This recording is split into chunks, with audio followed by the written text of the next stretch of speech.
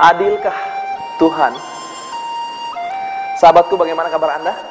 Tetap semangat bukan?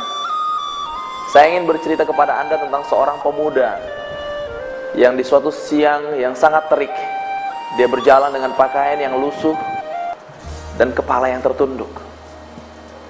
Dia baru saja mengantarkan lamaran pekerjaan yang kesekian di sebuah perusahaan. Dan karena letihnya dia memutuskan untuk duduk di bawah sebuah pohon beringin yang sangat rindang. Tiba-tiba pikirannya bermain ketika dia lihat buah dari pohon beringin yang sangat kecil-kecil. Dan tiba-tiba saja pikirannya berkata, Tuhan memang gak adil. Masakan pohon yang segede ini buahnya cuma kecil. Sedangkan tuh semangka di sana nggak ada pohon, dia cuma menjalar, buahnya gede. Pikiran itu berlanjut di dalam benaknya, khususnya karena dia mengingat nasibnya yang sedang kurang beruntung. Sudah sekian lama dia cari pekerjaan dan dia tidak menemukannya. Tapi tiba-tiba selagi dia masih berpikir seperti itu, sebuah biji pohon beringin itu jatuh dari atas dan tepat kena di keningnya. Dia terperanjat kaget, dan begitupun pikirannya akhirnya langsung berubah, dan dia mengatakan, Tuhan adil, Tuhan adil, Tuhan adil. Coba kalau buahnya sebesar buah semangka jatuh di kening saya, apa jadinya saya? Saudaraku, ini sangat menarik.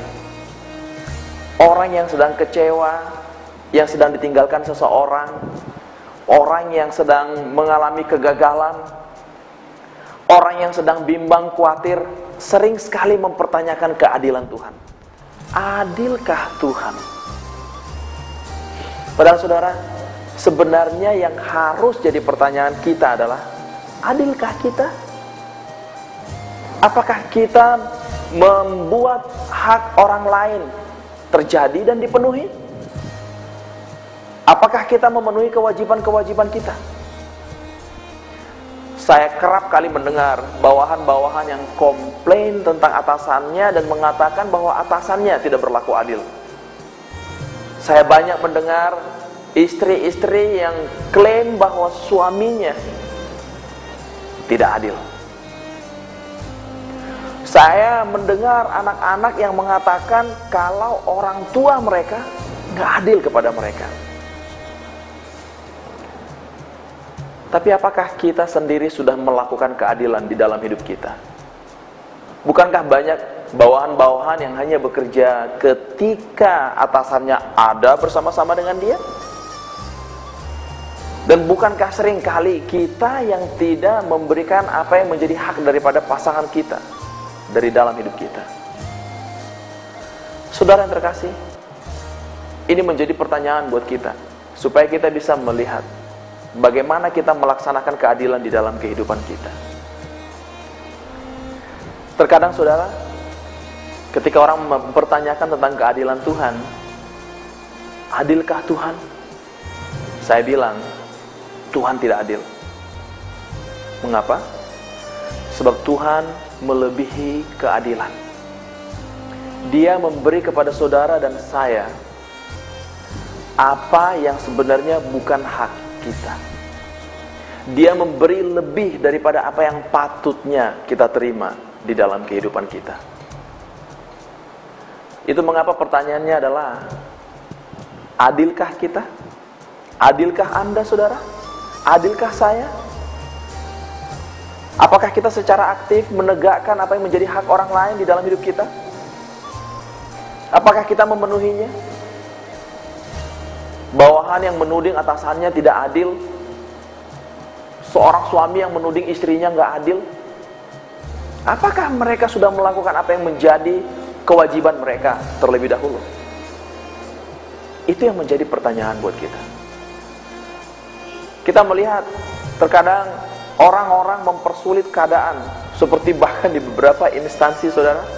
Saya pernah mendengar slogan yang tidak tertulis mereka sebutkan, yaitu, jikalau masih dapat dipersulit, ngapain dipermudah?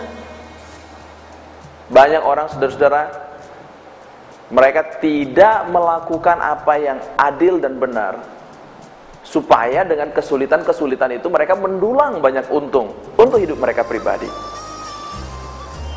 Hari ini, yang paling penting buat kita adalah, mari kita mulai berlaku adil. Waktu saya bicara kita, saudara, itu berarti Anda dan saya, bukan orang lain. Jangan tunjuk orang lain. Jangan meletakkan telunjuk kita kepada siapapun selain diri kita sendiri.